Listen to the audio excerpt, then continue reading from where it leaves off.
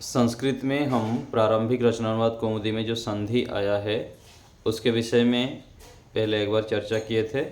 Eco यणचि संधि पहले हम पढ़ चुके हैं, तो उसको पुनः आवृत्ति हम कर रहे हैं।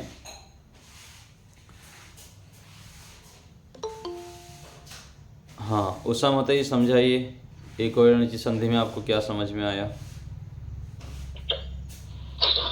इको यणचि ऐसे यह कहता है हो जाता है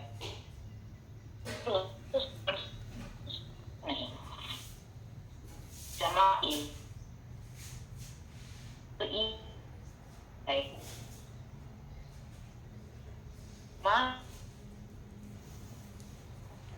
जम ई तो ई की जगह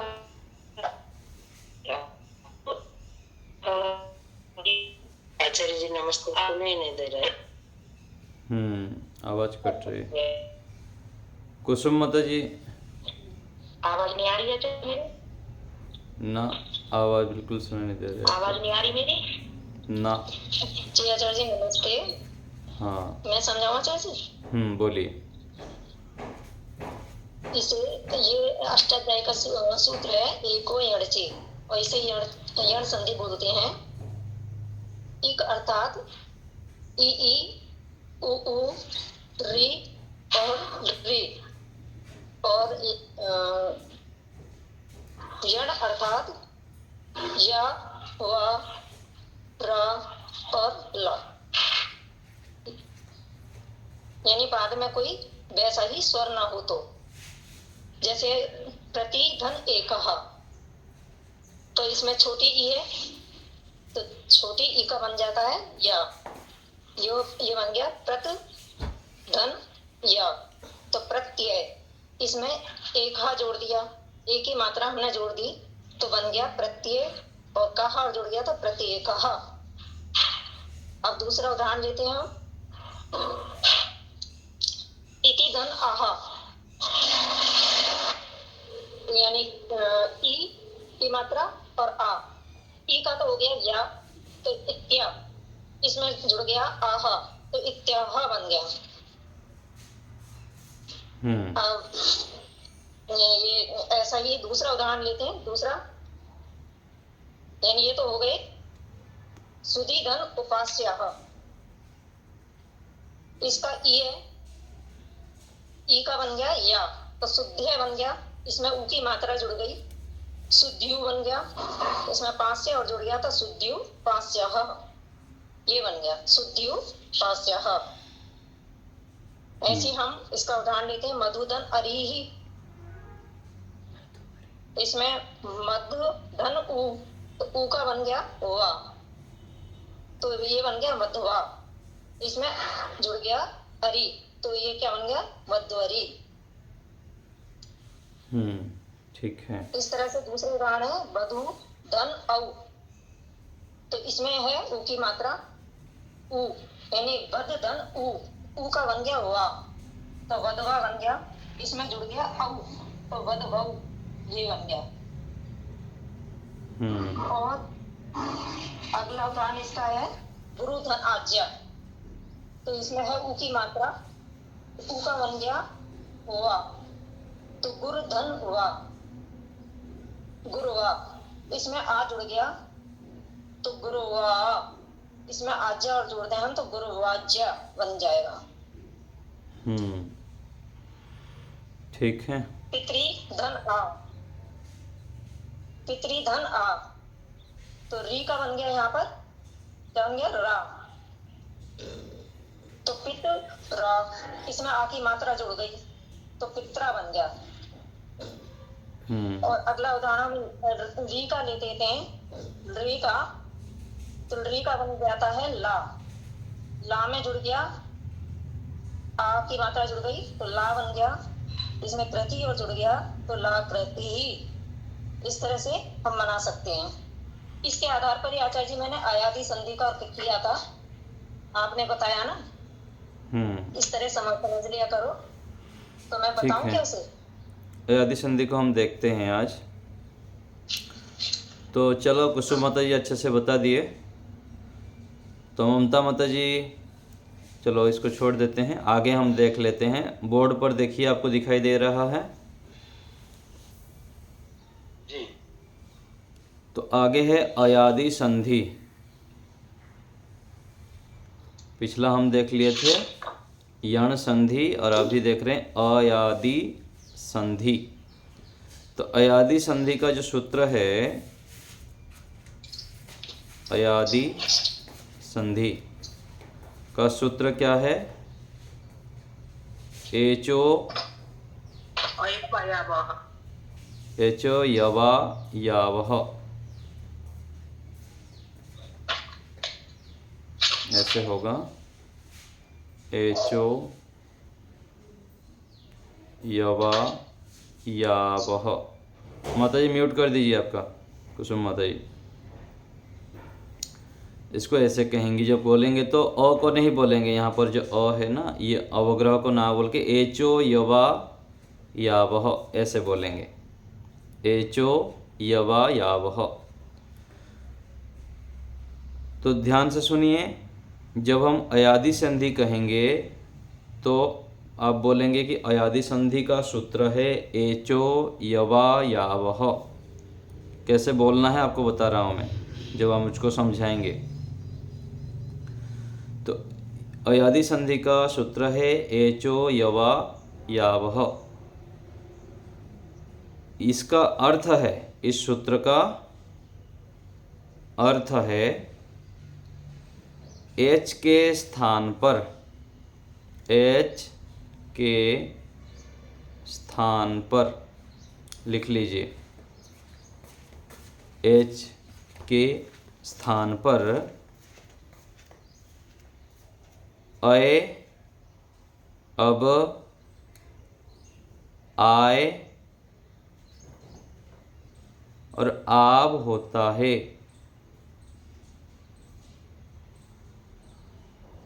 आब होता है। एच के स्थान पर अय, ये अब होगा, अब, आय और आब होता है।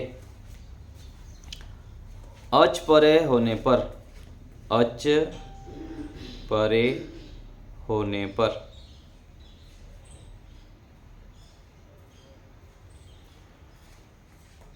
ठीक है।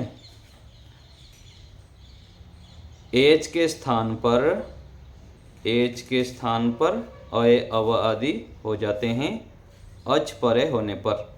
ये सूत्र का अर्थ हो गया।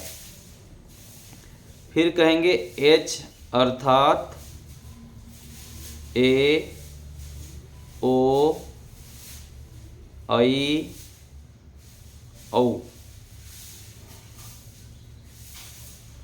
ठीक है।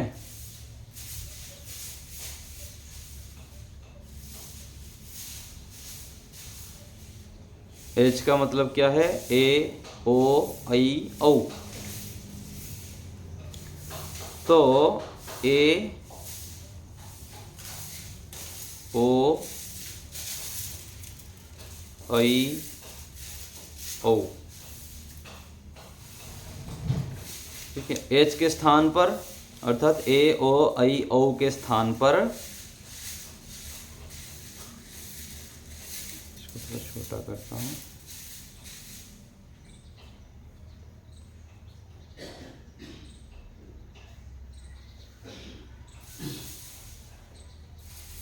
अय, अब, आय, आब, ऐसे लिखिए कॉपी में। ए के नीचे अय, ओ के नीचे अब, अय के नीचे आय और औ के नीचे आब लिखिए। ध्वनि आ रही है सबको ठीक से? जी आचार्य जी आ रहे। जी आचार्य जी आ रही है। ठीक है। तो ये हो गया एच के स्थान पर, एच अर्थात ये सब है ए, ओ, आई, औ, उसके स्थान पर अय, अव, आय, आब होता है। तो ये हो गया। अभी उदाहरण देखते हैं।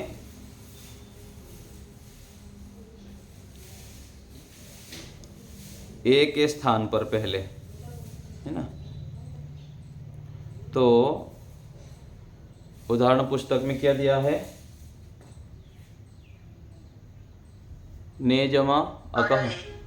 हाँ जी, क्या दिया है पुस्तक में?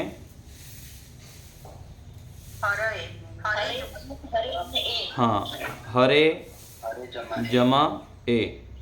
ठीक है, तो हरे में ये तो आपको सबको स्पष्ट हो चुका है।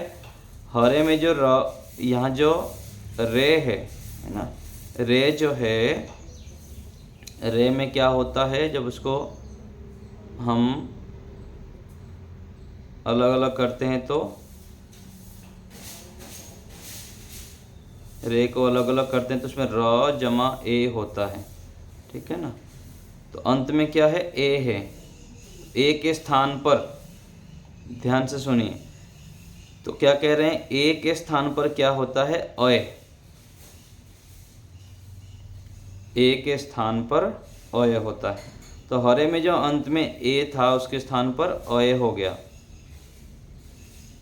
ए के स्थान पर होता तो यहाँ पर र था, हर जमा अय, तो क्या हो गया? हरय जमा ए। हरय जमा ए, हरये। तो यहाँ पर ए के स्थान पर अय हो गया, उसका उदाहरण है हरये। ठीक है, आगे ओ का उदाहरण है। ओ का ओ जमा अनह। तो यहाँ पर ओ के स्थान पर क्या बताए थे? अब। ओ के स्थान पर अब, तो पो में जो ओ था उसके स्थान पर क्या हो गया? अब हो गया। प अब जमा अनह। तो प आधा था तो ये अ मिल गया इसमें, है ना, तो पब हो गया।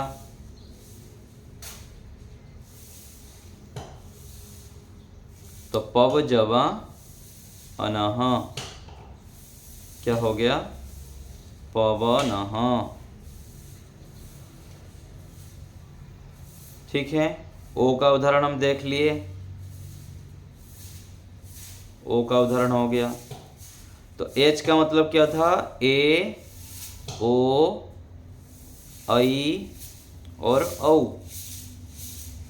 तो उसमें से हम ए देख लिए और ओ देख लिए। अभी आई देखिए, आई का उदाहरण, नई जमा अकह। नई जमा अकह। तो नई में क्या है? अंत में आई। तो आई के स्थान पर क्या हो गया? आय। तो न था ये और ये आय हो गया, है ना, तो क्या हो गया? नाय। नाय। तो ये जो है ये आधा है ना, आगे अकह है तो यहाँ पर ये अ इसमें जुड़ जाता है और नाय कह। ये क्या हो गया? आई के स्थान पर आय। आई के स्थान पर आय। आगे है औ। औ का क्या दिया है पुस्तक में? ममता माता जी। आव।